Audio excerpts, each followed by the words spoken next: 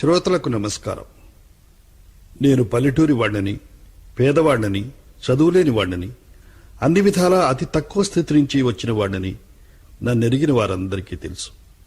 అయితే నా 10వ ఏట నుండి నాటకాల అనుభవం ఉన్న నేను సినిమాలలో చేరి అనేక మంది కవులు సృష్టించిన పాత్రలను నటించి మహోన్నతమైన పాత్ర స్వభావాలను అర్థం చేసుకుని సమర్థులు రచించిన మాటలు పాటలు ఉచ్చరించిన వాడిగా వాటి సువాసన కొంత నాకు తగలడం సహజం. 60 సంవత్సరాలు సినిమాలలో నటించడం ద్వారా ఒక వ్యక్తిగా జీవితాన్ని గురించి, సినిమా గురించి, రాజకీయాన్ని గురించి, మానవ మనస్తత్వం గురించి, మనిషి నడవడికను గురించి నాకు కొన్ని భావాలు రావడం, ఆలోచనలు పుట్టడం సహజం. ఆ ఆలోచనలే ఈ ఆలు. ఆ ఆలు అంటే అక్కినేని ఆలోచనలు. కవిత్వపరంగా చూస్తే తెలుగు భాష ప్రథమ దశలోని ఆ ఆలు. ఈ ఆలోచనలు నాకు వచ్చినప్పుడల్లా వ్రాసి ఉంచాను. ఇవి మీకు నచ్చి ఉపయోగపడితే ఆలోచించండి, నచ్చకపోతే వదిలేయండి. ఈ ఆలను శబ్దరూపంలోనికి తెస్తున్న శబ్దాలయ ఎంఎస్ రెడ్డి గారికి నా కృతజ్ఞతలు. అక్కినేని నిజమాడినవాడు నిప్పులాంటి వాడు అనుకుంటాం అప్పుడప్పుడు. అబద్ధమాడినవాడు అదృష్టవంతుడు అనుకోవాలి ఇప్పుడిప్పుడు. భావానికి సరైన తాత్పర్యం చెప్పేవాడిని పండితుడు అనుకుంటాం అప్పుడప్పుడు. శబ్దానికి విపరీతార్థం తీసేవాడిని ప్రకాండుడు అనుకుంటున్నాం ఇప్పుడిప్పుడు. నీవు లేని నేను కాదు అనుకునేవాడు ఒకప్పుడు మానవుడు. నేను లేని నీవే కాదంటున్నాడు ఇప్పుడు. దీనికి ఒక మాట చెప్పాలి నేను. నీవు లేను అంటే నీవు అంటే చాలా అర్థాలున్నాయి నా దృష్టిలో. ఓ గాడ్, నువ్వు లేకపోతే నేను లేను. ఓ తల్లిదండ్రులారా, మీరిద్దరూ కలిసి సృష్టించకపోతే నేను లేను. ఓ గురు, నువ్వు నా మెదడులో దీపాన్ని వెలిగించకపోతే నేను లేను. ఓ సినిమా తల్లి, నీవు సృష్టించకపోతే నేను లేను. ఓ ప్రజలారా, ఇన్ని సంవత్సరాలుగా మీరు నన్ను అభిమానించకపోతే నేను లేను. ఇది నీవు లేని నేనుకు అర్థం. కానీ ఇప్పుడు నేను లేని నీవు అంటున్నాడు.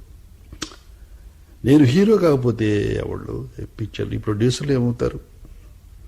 నేను హీరోగా నటించకపోతే ఈ సినిమా ఏమవుతుంది? నేను నటిస్తేనే కదా ఈ ప్రజలందరూ చూచి ఆనందించేది, వాళ్ళకి ఎంటర్టైన్మెంట్ వచ్చేది. ఇటువంటి భావాలుంటాయి. ఈ రచనకు అర్థం ఇది అని నా అభిప్రాయం. ఇకపోతే మంచిని చెప్పేవాడిని మార్గదర్శి అనుకునేవాడు ఒకప్పుడు మానవుడు. చెడును బోధించేవాడిని స్నేహితుడు అనుకుంటున్నాడు ఇప్పుడిప్పుడు. భగవంతుణ్ణి భక్తితో ఆరాధించేవాడొకప్పుడు మానవుడు. భగవంతుడనే బొమ్మతో యుక్తిగా బేరాలాడుతున్నాడు ఇప్పుడు. స్వర్గానికి చేరదామని నిచ్చెనులు వేసేవాడొకప్పుడు మానవుడు. స్వర్గానికి చేరడానికే స్వరంగాలు తవ్వుకుంటున్నాడు ఇప్పుడిప్పుడు. అర్థం చేసుకోలేని వాళ్లకు అపార్థాలే గోచరిస్తాయి. అపార్థం చేసుకున్న వారి మాటలకు అర్థాలు వెదకడం అనవసరం. నలుగురు ఏదో అన్నారని నూతిలో పడబోకు, నూతిలో పడి నీలాప నిందను నిజం చేయకు. నిజం చాటడానికని బ్రతక ప్రయత్నించకు, నిజాయితీగా బ్రతకడానికే నిజంగా ప్రయత్నించు. దీని అర్థం చాలా ఉంది. ఇది ఎంతో మనోక్షోభతో నేను పడ్డ రోజుల్లో రాసింది. నేను అతి జాగ్రత్తగా ఉంటున్నందుకు ప్రతిఫలంగా వీడు మగవాడు కాడు, వీడు పనికిరాడు అని ఆ పరిందలు నా పైన వేస్తే సముద్రంకు ఒకసారి వెళ్ళాను చచ్చిపోదామని.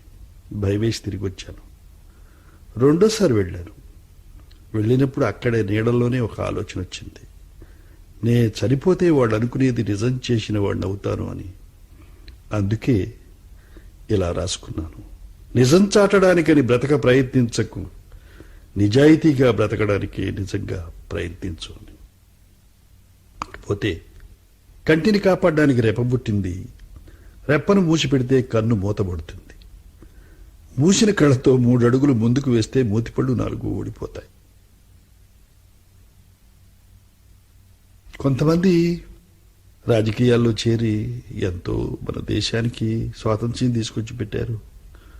వాళ్ళ కుటుంబ సుఖాలు, ఆస్తిపాస్తులు అన్నీ మర్చిపోయి, భార్యాబిడ్డలు అన్నీ పోయి ఎంతో త్యాగం చేశారు. కానీ ఇప్పుడు ఎలా ఎంత దొరికితే అంత గుంజుకుందామని ప్రయత్నిస్తున్నారు. దాని మీద నుంచి వచ్చిన ఆలోచన ఇది. త్యాగబుద్ధితో దేశానికి సేవ చేసేవాడు ఒకప్పుడు మానవుడు. బుద్ధినే త్యాగం చేసి దేశాన్ని దోచుకుంటున్నాడు ఇప్పుడిప్పుడు. స్వాతంత్ర్య సముపార్జన కోసం సత్యాగ్రహం చేసేవాడు ఒకప్పుడు మానవుడు. సత్యాగ్రహం చేసి స్వార్థ ప్రయోజనాలను సాధింపచూస్తున్నాడు ఇప్పుడు. కొంతమంది అక్కడక్కడ వాళ్ళ స్వార్థం కోసం సత్యాగ్రహాలు చేస్తుంటే, ఆ స్వాతంత్ర్యం సత్యాగ్రహం చేసి దేశానికి స్వాతంత్ర్యం తెచ్చిపెట్టిన మహానుభావుడు మహాత్మా గాంధీని ఎంత కించిపరుస్తున్నావో అనిపిస్తుంది నాకు. జీవితంలో నటన వృత్తిగా తీసుకునేవాడు ఒకప్పుడు మానవుడు. నటనే జీవితంగా జీవిస్తున్నాడు ఇప్పుడు. అప్పుడప్పుడు సమాజంలో నటిస్తున్న వాళ్ళని చూస్తుంటే ఇలాగే అనిపిస్తుంది నాకు. జ్ఞాన సముపార్జన కోసం బిడ్డల్ని పాఠశాలకు పంపేవాడు ఒకప్పుడు మానవుడు. కట్నాల వ్యాపారం కోసం కళాశాలకు పంపిస్తున్నాడు ఇప్పుడు. ఇది దాదాపు 40 సంవత్సరాల క్రితం రాసింది. అప్పుడు కట్నాల వ్యాపారం ఈ చదువులు మూలంగానే సాగింది. అందుకోసం రాసింది. రేలిని కాపాడడానికి గోరు పుట్టింది. గోరు ఎక్కువగా పెరిగితే ఎదురు దెబ్బ తగులుతుంది. ఏది ఎక్కువైనా ఏదో దెబ్బ తగలక మానదు. లాగూకు ఒక్క గుండీ ఊడితే గుర్తు చేయ ప్రయత్నించు. గుండీలన్నీ ఊడదీసుకు తిరిగేవాడికి చెప్పడం దేనికి, నవ్వుకుని ఊరుకు. ఇది ఒక ఎల్లో జర్నలిస్ట్ గురించి రాసింది. ఇది ఎందుచేతనంటే, అందరూ తిట్టి ఏయో అపరిద్దరు వేసి 5 చేసి రాస్తే పేపర్ అమ్ముడుపోతుందని అనుకుంటారు. వాళ్ళని చూసి నవ్వుకోవాలి, కానీ ఇంకేం చేస్తాం. చచ్చి సాధించేదేముంది గనక చావడానికి, పుట్టుక పురమార్థం తెలుసుకుంటేనే నిజమైన బ్రతుకు. బ్రతికి బావుకునేది లేదని చావబోకు. చచ్చి సాధించేది లేదని బ్రతకబోకు. బ్రతికి జీవితాన్ని సాధించు, చనిపోయి కలకలం జీవించు. అనేక మంది, అనేక లక్షల జీవరాశుల్లో నుంచి ఉద్భవించిన ఈ మానవుడనే ఈ పదార్థం అంత తేలిగ్గా ఏంటి బ్రతికి బావుకునేదే ఉంది అని చావడం, చచ్చి ఏం చేస్తా చేదుగులే బ్రతకడం, అందుకోసం కాదు.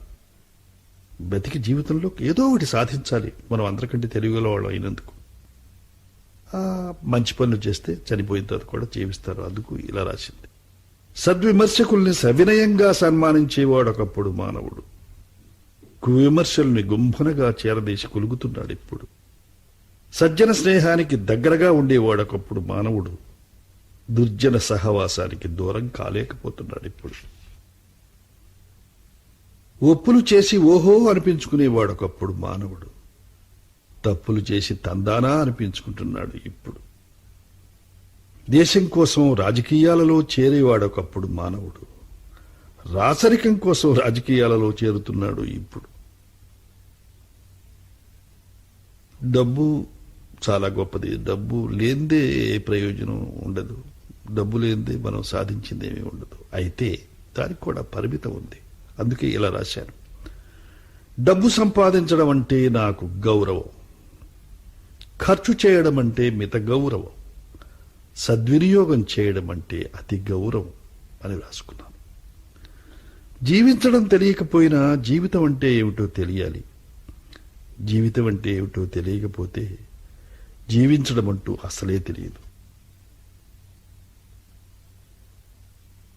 మంచి చెడ్డల ప్రదర్శనే నిత్య జీవితం. జీవిత ప్రతిబింబమే సజీవ జీవితం. సహజత్వానికి అతి దగ్గరగాను, అసహజత్వానికి అతి దూరంగాను ఉండేదే నిజమైన కళ. నాగేశ్వరరావు, నువ్వు చాలా సహజంగా నటించావయ్యా అని అంటుంటారు.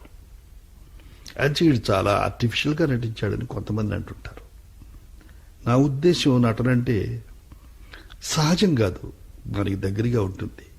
అసహజం కాదు, దానికి దూరంగా ఉంటుంది. అందుకే ఇలా రాశాను నేను. ఎందుచేతనంటే, సినిమాలు మీరు అందరూ చూస్తున్నారు. డ్యూయట్ సాంగ్ ఎవడ పాడుకుంటా కూర్చుంటాడు చెప్పండి శృంగార సన్నివేశంలో. అలాగే ఏడుస్తూ ఎవడ పాడతాడు చెప్పండి. దుఃఖంలో, భర్త పోయిన దుఃఖంలో అమ్మాయి ఏడుస్తూ ఎక్కడ కూర్చుంటుంది? మరి అసహజమే కదా, దాన్ని మనం ఒప్పుకోవాలి. జీవితం అంటే సప్త వ్యసనాల పుట్ట. ఒక్క వ్యసనానికి లొంగిపోయేవాడు వట్టి మానవుడు. సప్త వ్యసనాలకు లొంగనివాడు మానవాతి. జీవితాన్ని తరిచి చూసేవాడే నిజమైన మానవుడు.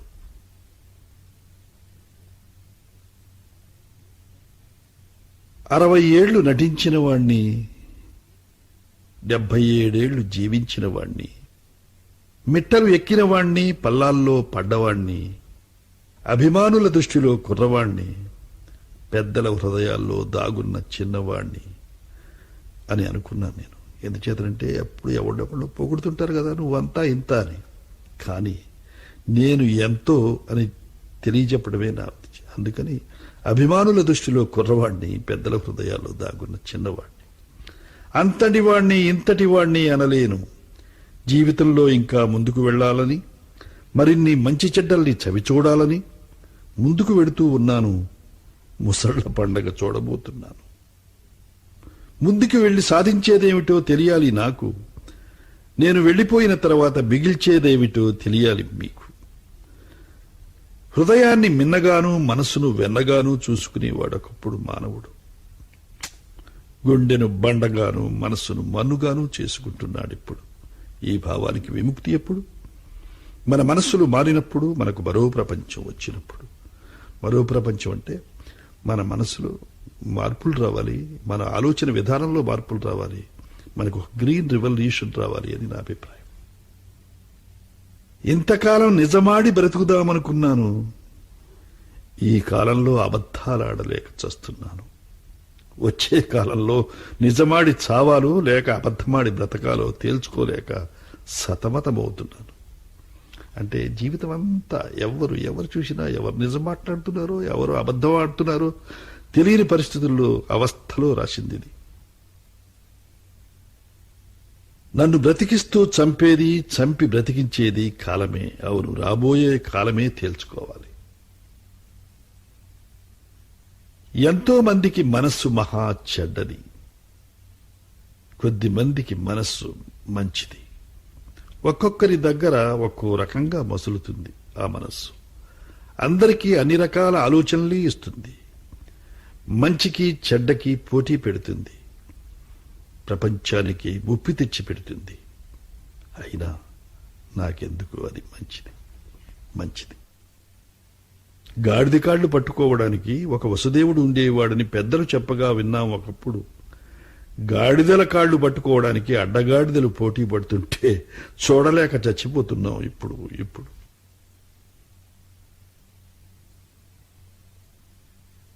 నేను మంచివాణ్ణని మురిసిపోకు, నేను సమర్థుణ్ణి అని వెర్రవేగకు. నీ సామర్థ్యాన్ని ప్రపంచానికి తెలియపరచు. నీ మంచితనాన్ని నలుగురికి పంచిపెట్టు. ప్రగతిని సాధించిన తరువాత నీ ప్రయాణం ముగించు. స్నేహం కోసం స్నేహం చేసేవారొకప్పుడు, స్నేహం కోసం ప్రాణాలిచ్చేవారొకప్పుడు, స్వార్థం కోసం స్నేహం చేస్తున్నారు ఇప్పుడు. స్వార్థం కోసమే స్నేహానికి తిరోధకాలిస్తున్నారు ఇప్పుడు.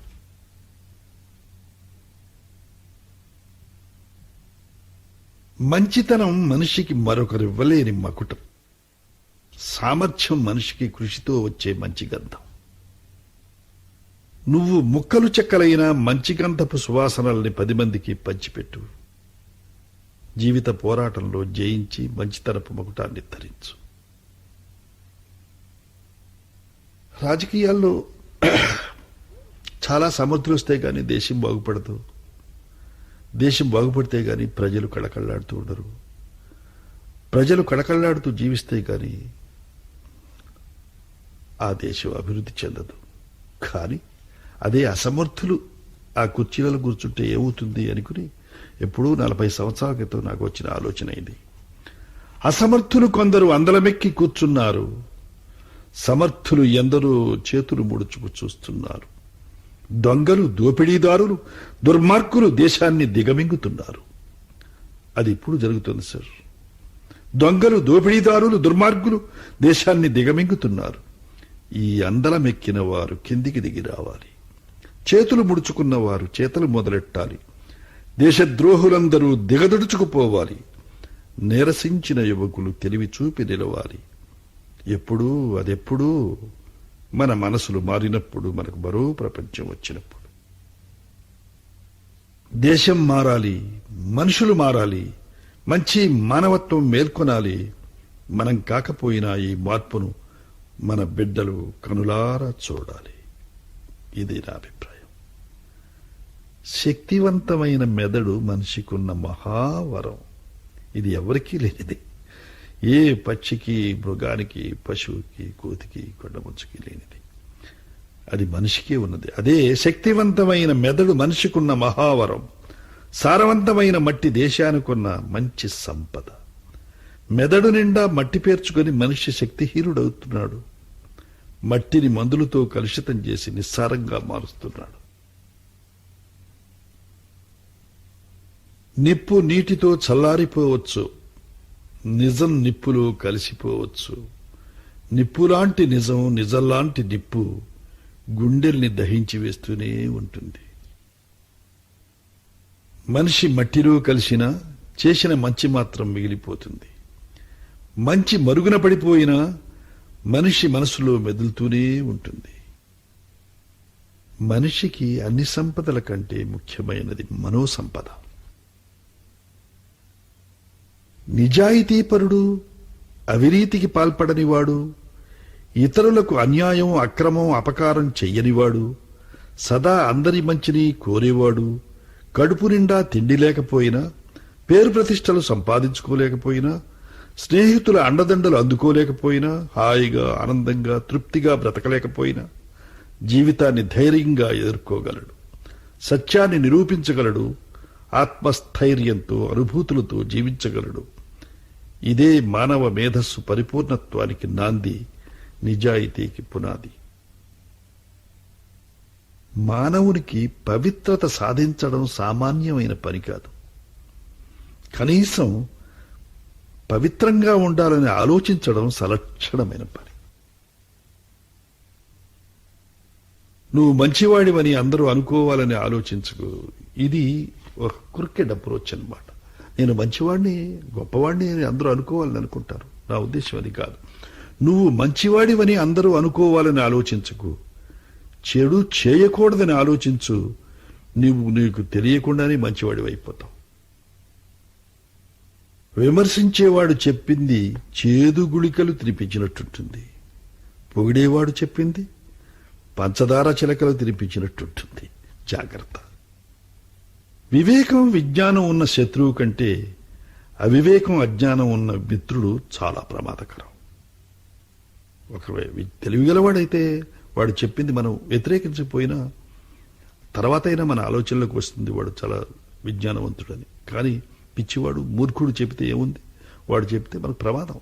అందుకే వివేకం, విజ్ఞానం ఉన్న శత్రువు కంటే అవివేకం, అజ్ఞానం ఉన్న మిత్రుడు ప్రమాదకరం. రోగం ముదిరిన తర్వాత గాని క్యాన్సర్ను ఎలా తెలుసుకోలేము, పొగిడి కొంత మనల్ని పాడు చేసిన తర్వాత గాని పొగిడే వారికి అది రోగమని మనం అర్థం చేసుకోలేము. ఎదటివాడు మెదడులో ఊహించేది మనం తెలుసుకోగలిగినప్పుడు మనకు తెలివి ఉన్నందుకు చాలా సంతోషపడతాం. కానీ మనల్ని గురించి చెడుగా ఊహిస్తున్నాడని గ్రహించగలిగినప్పుడు మాత్రం నరకయాతన పడతాం. కళ్లతో చూసేవన్నీ సత్యాలు కావు, చెవులతో వినేవన్నీ నిజాలు కావు. నిజాల వెనక అబద్ధాలు, అబద్ధాల వెనక సత్యాలు ఎన్నెన్నో ఉంటాయి. మేడిపండు లాంటి నిజాలతో కలబోసిన అబద్ధాలను మనసుతో చూడాలి, మననం చేసుకోవాలి. మనం అనుభవించే సుఖదుఖాల వెనక ఉన్న నిగూఢ రహస్యాలు చాలా. మనం నవ్వే నవ్వు వెనక ఎన్నో దుఃఖాలు నిండి ఉన్నాయి. మనం కార్చే కన్నీరు వెనక ఎంతో సుఖం, సంతోషం చోటు చేసుకుంటుంది. ఒకరికొకరు మనస్సు, తనువు అర్పించుకున్నప్పుడు నీవు ఉద్భవించావు. అలాగే నీవు మరొకరికి అర్పించుకున్నప్పుడు మరొకరు ఉద్భవించారు. ఎవరు ఎప్పుడు ఉద్భవించారన్నది కాదు ముఖ్యం, మీ కుటుంబానికి ఎంత మిగిల్చుకున్నారన్నది కూడా కాదు ముఖ్యం, మీ దేశానికి ఎంత మిగిల్చిపోయారన్నది ముఖ్యం. ఎలక్షన్లు వచ్చినప్పుడు అప్పుడప్పుడు రాయాలనిపిస్తుంది. అందులో ఇదొకటి. ఓటు విలువ తెలుసుకోలేని అజ్ఞాని కాళ్లు పట్టుకోవడం గాడిద కాళ్లు పట్టుకున్నట్టే. ఓటు విలువ తెలుసున్న విజ్ఞానిని పలకరించవలసిన పని లేదు కూడా. ఎందుకంటే ఏ విజ్ఞానికి ఓటు వెయ్యాలో అతనికి తెలుసుకోగల విజ్ఞత ఉంది కాబట్టి.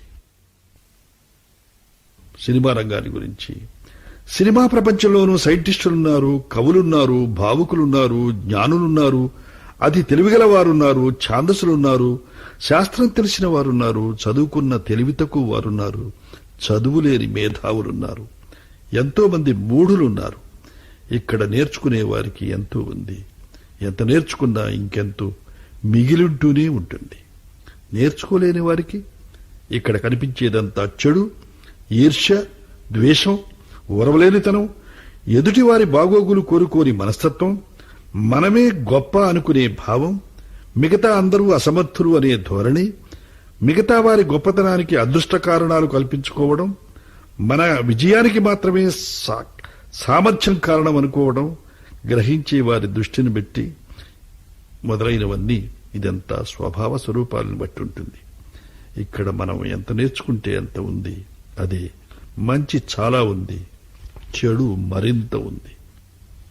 మెప్పుకోలు ఒప్పుకోవచ్చు ప్రోత్సాహకరం కాబట్టి, పొగడ్తలు పుర్రికెక్కించకూడదు పాడు చేసే పదార్థం కాబట్టి.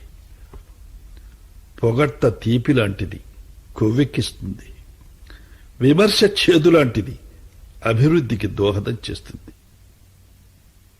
స్వాతంత్ర్యాన్ని గురించి కొంచెం అది దెబ్బతింటే అప్పుడప్పుడు బాధ కలిగి ఇలా రాశాను.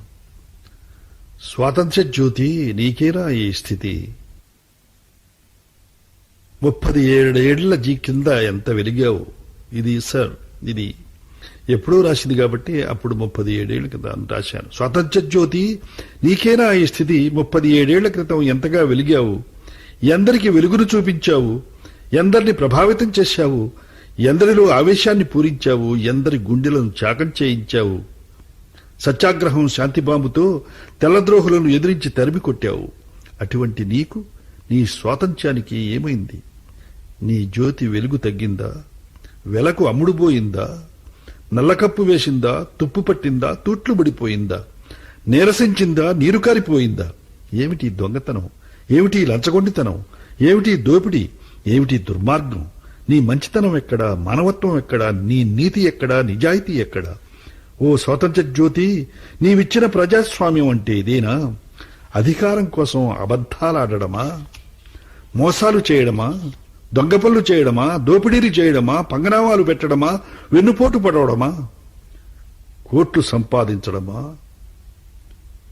కోట్లతో ఓట్లను కొనడమా, కోట్లు వెచ్చించి కుర్చీలో కొలకడమా? ఓట్లను కొని మనుషులను గొర్రెలుగా చూస్తున్నారే, ఓట్లను కొని మనుషులను గొర్రెలుగా మారుస్తున్నారే. ఆలోచించండి, గొర్రెలెప్పుడు గొర్రెలుగానే ఉండవు. గొర్రెలకు కూడా ఒకరోజు బుర్రలొస్తాయి, బుర్రలు బద్దలు కొడతాయి. మన బుర్రలు బద్దలు కొడతాయి. తుప్పు వదిలిస్తాయి, నల్లకప్పు తుడుస్తాయి. నీరసం వదిలించి నీకు జవసత్వాలిస్తాయి. నీ మంచిని, మానవత్వాన్ని మేలుకొలిపి నిద్రాణమై ఉన్న శక్తిని పునరుజ్జీవింపచేస్తాయి. వస్తున్నాయి ఆ రోజులు. దేశద్రోహులు దిగదుడుచుకుపోయే రోజులు, దుర్గంధాన్ని దూరం చేసి మంచిగంధపు సువాసనల్ని వెదజల్లే రోజులు, మనోవిప్లవంతో జాతికి వెలుగునిచ్చే రోజులు, భావి భారత పౌరులుగా భాసిల్లే బంగారు రోజులు. భారత స్వాతంత్ర్య జ్యోతి నీవే ఆ రోజులు.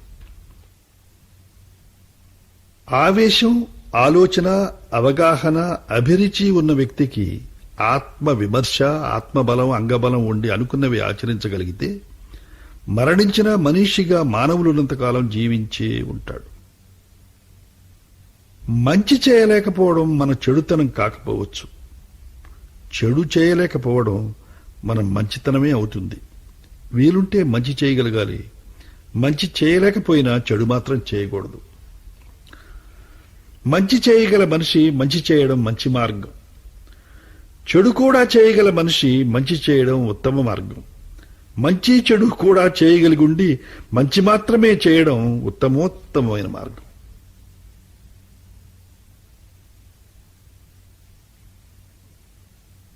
ఇందిరాగాంధీ గారు చనిపోయినప్పుడు నేను బెంగళూరులో ఒక షూటింగ్లో ఉన్నాను. అక్కడ రాజీవ్ గాంధీ గారిని అప్పుడే చూడడం ఎంత జరిగింది. ఆ మంటల్లో నుంచి ఏదో నాకు ఒక బాధ, ఆ ఆలోచన ఇవన్నీ వచ్చి ఇట్లా రాశాను. ఇది ఇందిరమ్మకు శ్రద్ధాంజలి. అప్పుడు ఇందిరమ్మ, అందరికీ తెలుసు నీవెంత గొప్పదానివో, చాలా మందికి తెలుసు నీవెంత సమర్థురాలివో, కొంతమందికి తెలుసు నీవెంత మంచిదానివో, కొద్ది మందికి తెలుసు నీవెంత చమత్కారివో, గద్దెలు దిగిన వారికి తెలుసు నీవెంత ఏకఛత్రాధిపతివో, నిన్నెవరు ఏమన్నా నీవే మహాజ్యోతివి, మహాకాళివి, మహామనీషివి.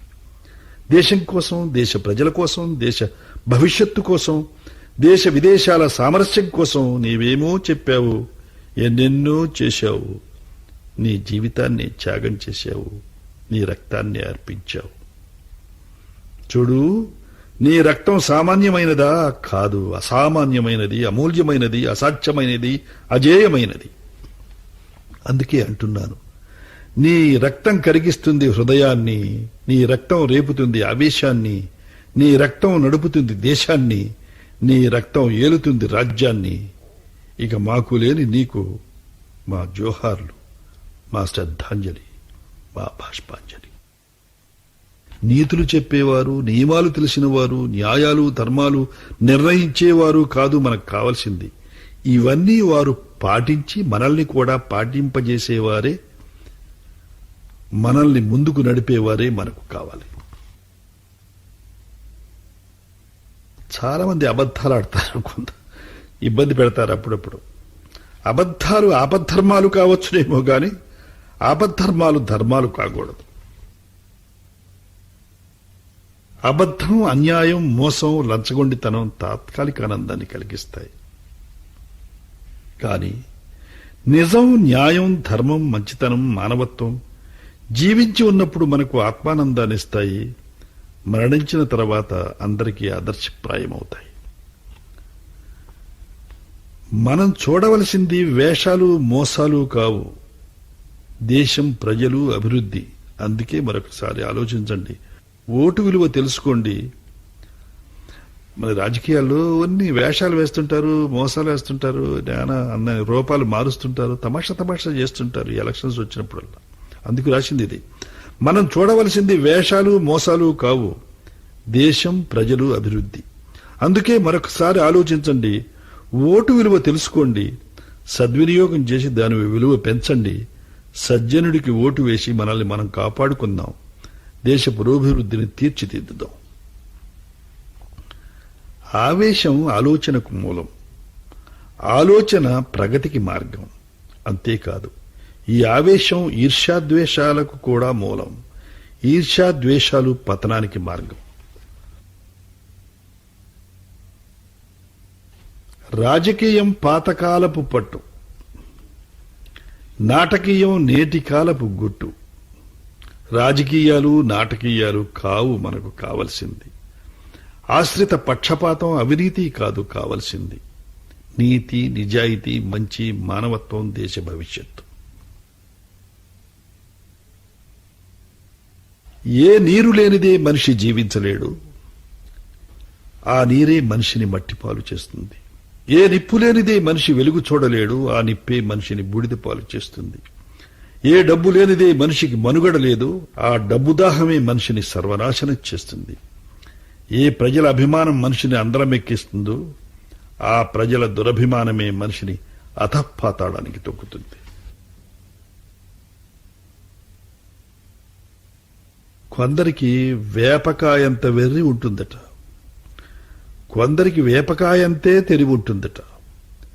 ఉన్న వేపకాయంత తెలివి కూడా మూసిపెడితే లోనున్న వేపకాయంత వెర్రి తాటికాయంత అవుతుందట. భక్తులు కఠోర తపస్సు చేస్తే వరాలిచ్చేవారు ఆ కాలపు దేవుళ్ళు. రాజకీయ శక్తులు యుక్తితో నాటకీయం చేస్తే అధికారానికి ఓట్లు వేస్తున్నారు ఈ కాలపు దేవుళ్ళు. పుచ్చుకున్న వరాల గర్వంతో ఒళ్ళుమర్చి ప్రవర్తించి నెత్తిన చేతులెట్టుకున్నవారు ఆనాటి భస్మాసురులు. తెచ్చుకున్న ఓట్ల అధికారంతో వెర్రిమొరిగా ప్రవర్తిస్తే తమ నెత్తినే చేతులెట్టుకుంటారు ఈనాటి భస్మాసురులు. ఈ రాజకీయాల గురించి రాసింది. అవిగవిగో వచ్చేశాయి ఎలక్షన్లు, అధికారానికి అవసరమైన రాచబాటలు, సీట్లు వేటాడే వారికి కొంత ఎద్దడి, ఓట్లు వేసేవారికి మరింత సందడి. ఓటు వేసే వరకు మనం మహారాజులం, ఆ తరువాత మనం తప్పకుండా తరాజులం. ఇప్పటికే వెనక్కు నడిచాం చాలా సంవత్సరాలు, మరొకసారి మోసపోతే కలుస్తాయి మరో 5 సంవత్సరాలు. 6 కోట్ల ఆంధ్రులకు ఇదొక పరీక్షా సమయం, ఓటు వేసే ముందు చేసే సమీక్షా సమయం. మాయదారి మాటలకు మోసపోకండి, కల్లబొల్లి కబుర్లకు తావీయకండి. దేశానికి సేవ చేసిన వారెవరు, చేస్తున్న వారెవరు, చేయగలిగిన వారెవరు దూరదృష్టితో చూడండి. స్వార్థంతో బొజ్జ నింపుకునేదెవరు, పరమార్థంతో ప్రజల్ని ఆదుకునేదెవరు, మంచివాళ్లెవరు, మోసగాళ్లెవరు తేల్చుకోండి. మీ భవిష్యత్తు మీరే చూసుకోవాలి. మన దేశ భవిష్యత్తును మనందరం కాపాడుకోవాలి. ఇదే మనందరి తక్షణ కర్తవ్యం.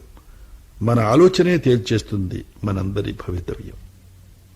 పుట్టిన వారి పెరుగుదల కోసం ఆశీర్వదించమని భోజనాలు పెడతారు కొందరు, పోయిన వారి ఆత్మశాంతి కోసం ప్రార్థించమని విందులు చేస్తారు మరికొందరు.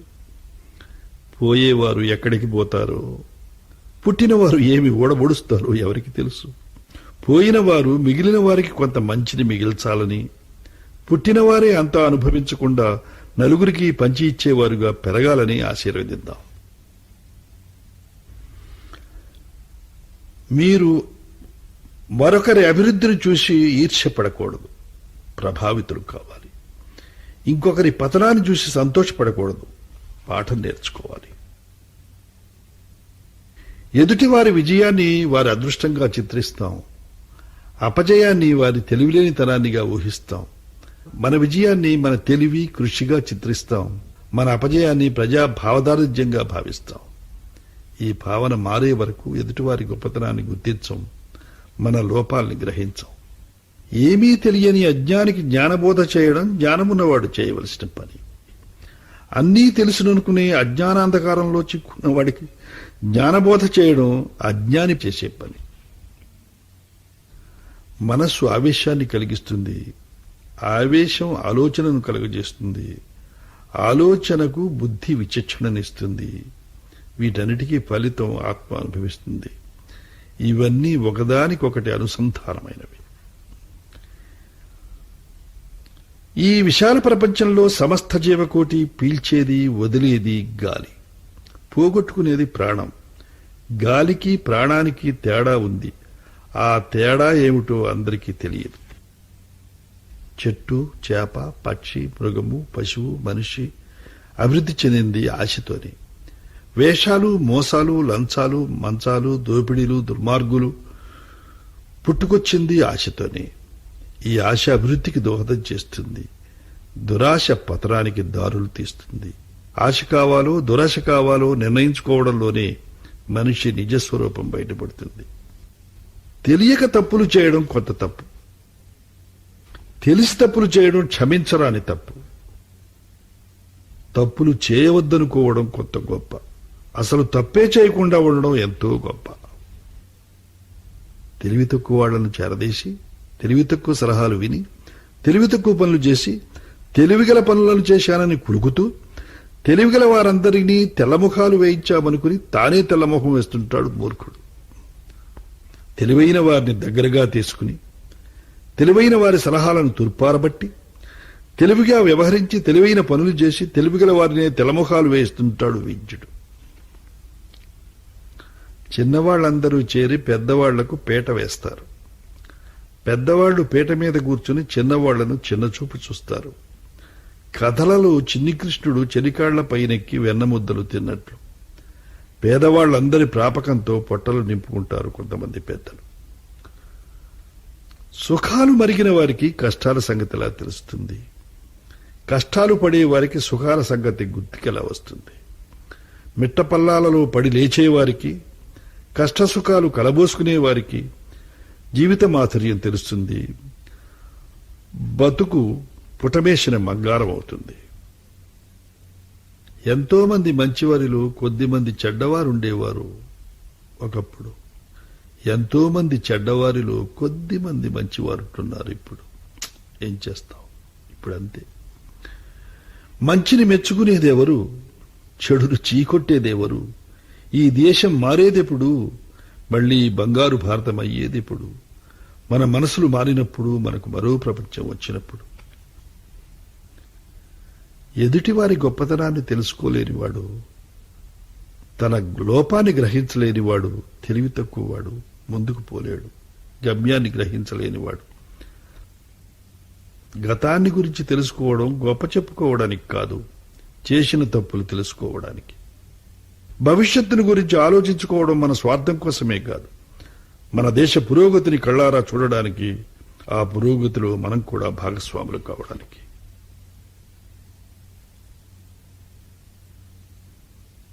ఎదురుగా పొగిడేవాడు, చాటుగా తెగిడేవాడు విరోధి. చాటుగా మెచ్చుకునేవాడు, ఎదురుగా లోపాలు చెప్పేవాడు హితుడు, స్నేహితుడు. అందుకే అంటాను, మంచిని మందిలో చెప్పాలి, చెడును చెవులో చెప్పాలి అని. ఇది ఎలక్షన్స్ వచ్చినప్పుడు రాసింది. ఇది కూడా వచ్చాయి ఎలక్షన్లు, మొదలైపోయాయి కలెక్షన్లు. మనందరినీ ఉద్ధరించడానికి, మన దేశాన్ని ముందుకు నడపడానికి, మంచితనం మరుగునబడి మానవత్వం మంటగలుగుతున్న ఈ రోజుల్లో, మంచితనం మరుగునబడి మానవత్వం మంటగలుస్తున్న ఈ రోజుల్లో, మనసులు మలినమైపోయి మరణహోమం జరుగుతున్న ఈ రోజుల్లో, మనసులు మలినమైపోయి మారణహోమం జరుగుతున్న ఈ కాలంలో, స్వార్థం అనేది మచ్చుతునకగా, దౌర్జన్యం అనేది తురుపుముక్కగా సాగిపోతున్న ఈ స్వాతంత్ర్య దేశంలో మాటలు చెప్పి మాయలు చేసేవారు కావాలు, మంచి చేసి ముందుకు నడిపేవారు కావాలు. నిర్మోహమాటంగా నిర్ణయించుకోవడానికి మళ్లీ వచ్చాయి ఎలక్షన్లు. రాజులకు తెలివి ఉండాలి మంత్రులను నియమించడానికి, మంత్రులకు మనసుండాలి ప్రజలకు సేవ చేయడానికి. ఇప్పుడు రాజులే ప్రజలు, మంత్రులే సేవకులు. అందుకే అంటున్నాను, ఉన్నవారిలో మంచివారిని ఏరుకోండి, పనిచేసే వారికి బాసటగా నిలవండి, మనకు మన దేశానికి ప్రగతిని చూపే వారికి పట్టం కట్టండి. నన్ను ప్రభావితం చేసిన పెద్దల సుభాషితాలు, వారి భావాలు నాకెంతో నచ్చాయి. అందుకే నేను నోట్ చేసుకున్నాను.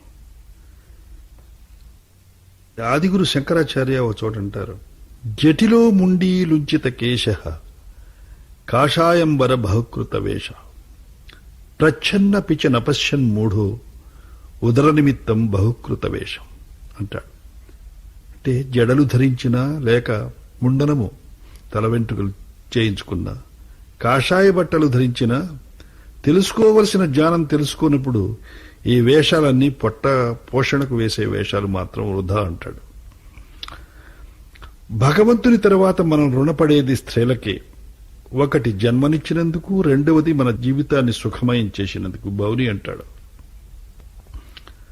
మన ఆదాయాలు పాదరక్షల్లాంటివి. అవి చిన్నవైతే మన పాదాన్ని కరుస్తాయి, పెద్దవైతే తప్పుటడుగులు వేయిస్తాయి అంటాడు రైటర్ కాలన్. అసూయ కనపరచడం అంటే మనస్ఫూర్తిగా ముఖస్థుతి చేయడమే అంటాడు కూడా కాలిన్స్. పెద్ద మనుషులు ప్రపంచమంతా ఒకటే, అటు ఇటు కాని వారిలోనే వైవిధ్యం ఉంటుంది అంటాడు ఆస్కార్ వైల్డ్. మనకు తక్కువ తెలిసినప్పుడు విషయాలు బాగా అర్థమవుతాయి, అధిక జ్ఞానంతో పాటు సందేహాలు కూడా పెరుగుతాయి అంటాడు గోధే.